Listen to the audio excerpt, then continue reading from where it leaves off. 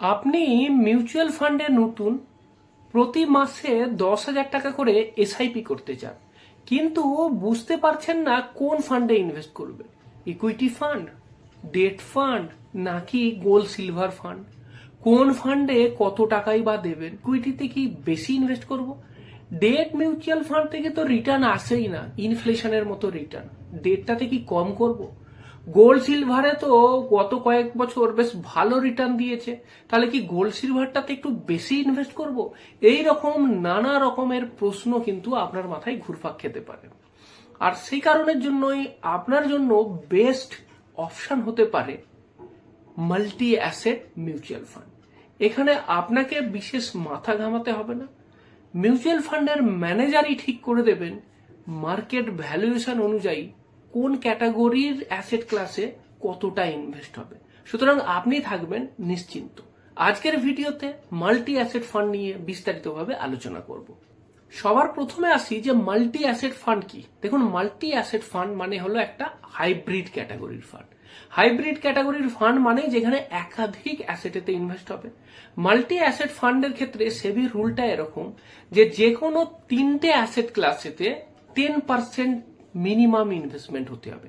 মানে আমি যদি ইকুইটি রাখি তাহলে ইকুইটিতে মিনিমাম 10% হতে হবে, ডেটে মিনিমাম 10% হতে হবে, এবং তার সাথে সাথে গোল্ড বা সিলভার রাখলে সেখানেতে 10% হতে হবে। মানে কমোডিটিতেও 10% মিনিমাম থাকতে হবে।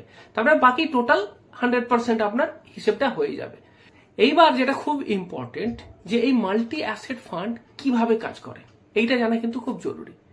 এখানেতেই আসে ফান্ড ম্যানেজারের রোল। দেখুন, মাল্টি অ্যাসেট ফান্ডেতে ফান্ড ম্যানেজার এই ইকুইটি বলুন, ডেট বলুন, বা আপনার গোল্ড সিলভার বলুন, কোথায় কতটা ইনভেস্ট হবে সেটা কিন্তু ফান্ড ম্যানেজার ডিসাইড করবেন, এবং সেটাও একটা লজিকের উপর বেস করে হয়। জেনারেলি মার্কেট ভ্যালুয়েশনের উপর ডিপেন্ড করে তিনি এই অ্যাডজাস্টমেন্টটা করেন। ধরুন, মার্কেট যদি আপ থাকে তাহলে কি হয়, যদি ইকুইটি মার্কেট আপ হয় তাহলে মিউচুয়াল ফান্ডের ম্যানেজার ইকুইটিকে বিক্রি করে দিতে পারেন। সেই সময়তে যে প্রোডাক্টের ভ্যালুয়েশন কম আছে সেখানে টাকাটা ট্রান্সফার করতে পারেন। মানে স্টক মার্কেট আপ হলে তিনি ইকুইটিটা বিক্রি করে দিতে পারেন। ধরুন, গোল্ডের দাম বেড়ে গেছে তাহলে গোল্ড থেকে তিনি প্রফিট বুকিং করতে পারেন।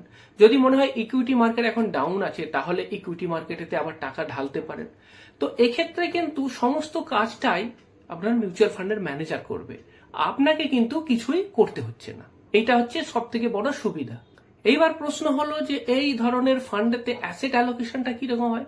দেখুন, টিপিক্যালি যেটা হয় সেটা হচ্ছে যে 65 থেকে 70% পর্যন্ত ইকুইটিতে রাখা হয়, ডেটেতে 15 থেকে 20%, আর গোল্ড সিলভার এরকম কমোডিটিতেও 15 থেকে 20% থাকে।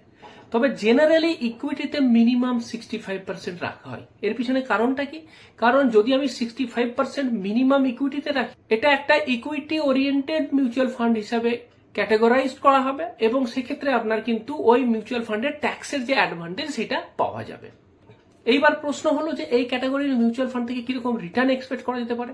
দেখুন, অতীতে কিন্তু খুব ভালো রিটার্ন এসেছে, কারণ গোল্ডের বিরাট দাম বেড়ে যাওয়ার জন্য এই ক্যাটাগরির মিউচুয়াল ফান্ডেতে বিরাট রিটার্ন দিয়েছে, 15-20 এরকম পার্সেন্ট রিটার্ন দিয়েছে। গোল্ডের দাম অলরেডি বেড়ে গেছে। সুতরাং এই এক্সপেকটেশনটা এত বেশি না রেখে আমরা মডিফাইড একটা অ্যাভারেজ মডারেট এক্সপেকটেশন রাখি রিটার্নের, সেটা হচ্ছে কি 10 থেকে 12%। এই ক্যাটাগরির মিউচুয়াল ফান্ডের ট্যাক্সেশনে দেখুন, আপনাকে আমি বলেইছি যে এই ক্যাটাগরির মিউচুয়াল ফান্ডেতে ইকুইটি, ডেট, গোল্ড সব জায়গাতে ইনভেস্ট। এইবার ইকুইটির পোর্শনটা কতটা আছে তার উপর ডিপেন্ড করছে এখানে কিরকম ট্যাক্সেশন রুল প্রযোজ্য হবে। যদি ইকুইটি 65% এর বেশি হয় তাহলে ইকুইটি ওরিয়েন্টেড ফান্ডের মতো ট্যাক্সেশন হবে। সেক্ষেত্রে আপনি জানেনই যে ইকুইটি ওরিয়েন্টেড ফান্ডের ক্ষেত্রে কিরকম ট্যাক্সেশন হয়।